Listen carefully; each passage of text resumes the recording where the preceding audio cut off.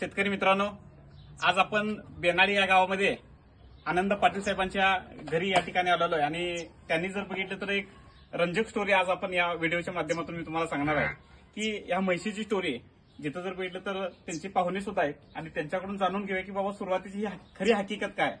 Sir नमस्कार. नमस्कार. Sir आपलं नाव कसं? वैभव नवणे. वैभव नवणे.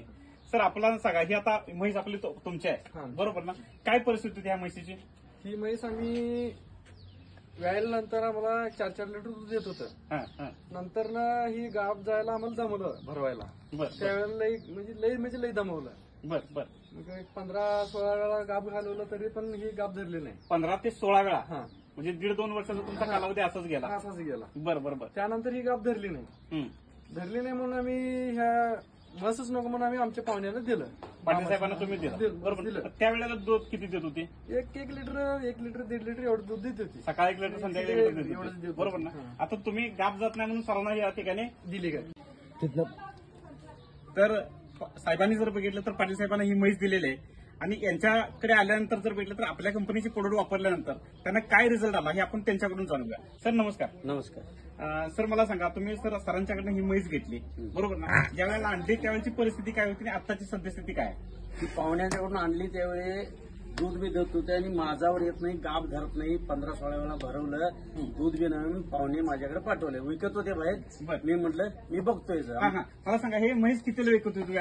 कटिंगसाठी विकणार होती? कापणीसाठी विकायचा प्लॅन झाला. 27,000 रुपयाला ही म्हैस विकायच्या प्लॅन मध्ये होतं. मी म्हटलं पाहुणे तुम्हाला मी 28,000 रुपये देतो, 1,000 वाढ देतो आणि मी म्हैस करतो. आमच्या कंपनीचं प्रोडक्ट आहे ते प्रोडक्ट वापरतो. मग काय केलं, मी याला ऍडव्हान्स ग्रो वापरला. आल्यानंतर माझं चाऱ्याचं नियोजन, भरडा वगैरे सगळं व्यवस्थित केलं. त्यांच्यामध्ये असताना 1 लिटर दूध होती. ऍडव्हान्स ग्रो मी चालू केल्यानंतर लिटर, 1.25 लिटर, 1.5 लिटर असं रोज सकाळी 2 संध्याकाळी 2 9-5 फॅट लागलं. 9-5 फॅट लागलं. जवळजवळ 20 दिवसात म्हणजे चांगली माझ्यावर आली. त्यावेळेला तुम्ही ऍडव्हान्स सायकल पण ऍडव्हान्स सायकल आणि दोन्ही प्रोडक्ट चालू केले. 15 ते 20 दिवसात चांगलं माझावर आलं. ते भरवल्यानंतर आज मग 7व्या महिन्याचे गाभण आहे आणि सकाळी 2 संध्याकाळी दूध दिलेल्याचं कॅल्क्युलेशन केलं मी. आता दूध बंद करून 42,000 रुपयाचं दूध ते झालंय. 28,000ची म्हैस, 42,000 रुपये तुमचं उत्पन्न झालेलं आहे आणि बरोबर जर बघितलं तर ही 7 महिने सुद्धा गाभण आहे. 7 महिन्याची गाभण आहे. आता आणली त्यावेळेला अशी त्याच्या अंगावरती शायनिंग होती? अजिबात नाही. पूर्ण हाडं दिसत होती आणि अशी एवढी मस्त तयार नव्हती. तयार नव्हती. बरोबर ना? आता हा प्रोडक्ट वापरून तुम्ही समाधानी आहे का सर? हाय, समाधानी आहे. बरोबर ना? आता तुम्ही हे प्रोडक्ट पाहुण्यांना वापरायला दिलंय का? पाहुण्यांना वापरायला दिले की दिलं ना? दुसऱ्या जनावरांना वापरा आणि असं कापाई जनावर देऊ नका. येस. आणि आपलं प्रोडक्ट मुळे जनावर चांगली राहणार, माझ्यावर वेळेत येणार, दूध वाढणार. मसरांचं म्हणजे बाहेर म्हणजे विकायला लागणार नाही, आणल्याला जनावर विकायला लागणार नाही. येस. धन्यवाद सर.